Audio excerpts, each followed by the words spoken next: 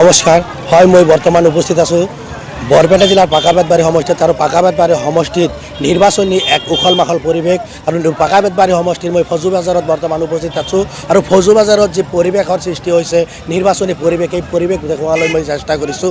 আচলতে ইয়াত এক উখল মাখল পৰিৱেশ জনসাধাৰণৰ যথেষ্ট ভিৰ কৰা দেখা পোৱা গৈছে। কেমেৰা পাৰ্চনক মই পৰিৱেশ দেখুৱাবলৈ আহ্বান জনাইছোঁ যে এইদৰে হৈছে জাকিৰ হুছেইন সিকদাৰক আদৰিবলৈ ইয়াতে হাজাৰ হাজাৰ ৰাইজৰ ভিৰ কৰা পৰিলক্ষিত হৈছে। কি ক'ব আচলতে দাদা? কি জিকিব জাকিৰ হুছেইন সিকদাৰ, তাৰ পপুলাৰ আছে, কাম কৰিছে, উন্নয়ন কৰিছে।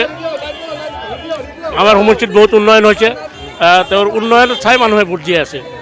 কি ক'ব আচলতে দাদা? যথেষ্ট নাই, যথেষ্ট কাম কৰিছে আৰু এইবাৰ যদি MLA হ'ব পাৰে আৰু বহুত কাম কৰিব। আমাৰ যিখিনি কৰিবলগীয়া আছিল কৰিব।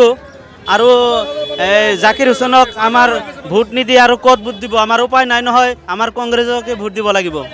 দুজনকৈ প্ৰাৰ্থী আছে, মীনাক্ষী ৰহমান আৰু তাৰা দাস। কি ক'ব? তাৰা দাস ক'ব গ'লে আগতে যি সময়ত ভোট খেলিছিল ভালে খেলিছিল, মানে ভালে কাম কৰিছিল।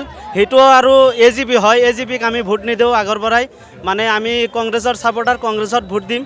আৰু সকলো ৰাইজক আমি অনুৰোধ জনাওঁ কংগ্ৰেছক যাতে ভোট দিয়ে। কংগ্ৰেছত ভোট দিলে আমাৰ লাভ হ'ব বুলি আমি ভাবোঁ। এয়া আছিল স্থানীয় ৰাইজৰ হয়তো এতিয়া মই এগৰাকী বাইদেউৰ পৰা মই কিছু কথা জানিবলৈ চেষ্টা কৰিম যে আচলতে আপোনালোকে এজন নেতাক আদৰিবলৈ সাজু হৈ আছে। কি ক'ব? মানুহ ভাল, যুৱক নেতা, ৰাইজৰ কাৰণে কাম কৰে, ভাল ৰাস্তা ঘাট, ৰাইজৰ সমস্যা সকলো সমাধান কৰে। বা এটা মানুহ বিপদত পৰিলেও আমি আমাৰ ছাৰক মাতিলে তাক লগ পাওঁ, সেইকাৰণে আমি ভাল পাওঁ আৰু ভাল লাগিছে। তাৰ কাৰণে আদৰণি দেওয়াৰ কাৰণে আমি গামচা হাতত লৈ বহি আছোঁ। সি আহিব, তাক আদৰি ল'ম।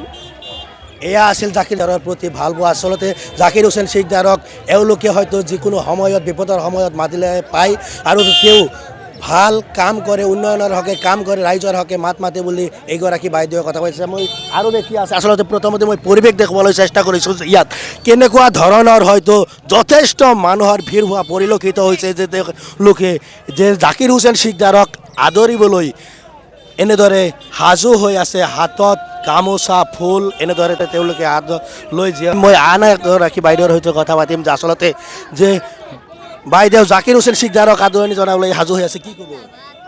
কি ক'ম মানে আমাৰ আজি যি বৰষুণৰ বতৰ, এই বতৰতেও মানুহবিলাক ইমানেই এক্টিভ, ইমানেই জাকিৰ হুছেইনক ভাল পায়। এই বৰষুণৰ মাজত কেনেকৈ ৰখি আছে আপোনালোকেতো চায়ে আছে। গতিকে এইবাৰ আমাৰ জাকিৰ হুছেইন সিকদাৰে বহুত ভোটত জয়যুক্ত হ'ব, এইটো আমি সবেই আশাবাদী। মানে ইমান বৰষুণত যে মানুহবিলাক আছে, মানে বহুতেই ভাল লাগি আছে।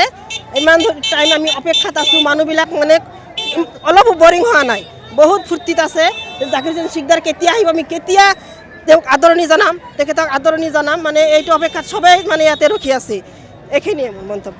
হয়, এয়া আছিল পাকাবেতবাৰী সমষ্টিৰ ফজু বাজাৰৰ দৃশ্য আৰু ফজু বাজাৰত এইদৰে দেখা পোৱা গৈছে যে যথেষ্ট সংখ্যক জাকিৰ হুছেইন সিকদাৰৰ অনুৰাগীয়ে এইদৰে তেখেতক আদৰিবলৈ আচলতে সাজু হৈ আছে। এক উখল মাখল পৰিৱেশ, নিৰ্বাচনী বতৰ, ৰাতিপুৱাৰে পৰা নেৰা নেপেৰা বৰষুণ আৰু এই বৰষুণক নেওচি জাকিৰ হুছেইন সিকদাৰক এইদৰে আদৰিবলৈ এক প্ৰকাৰ উখল মাখল পৰিৱেশ ৰাইজৰ মাজত, ভোটাৰৰ মাজত।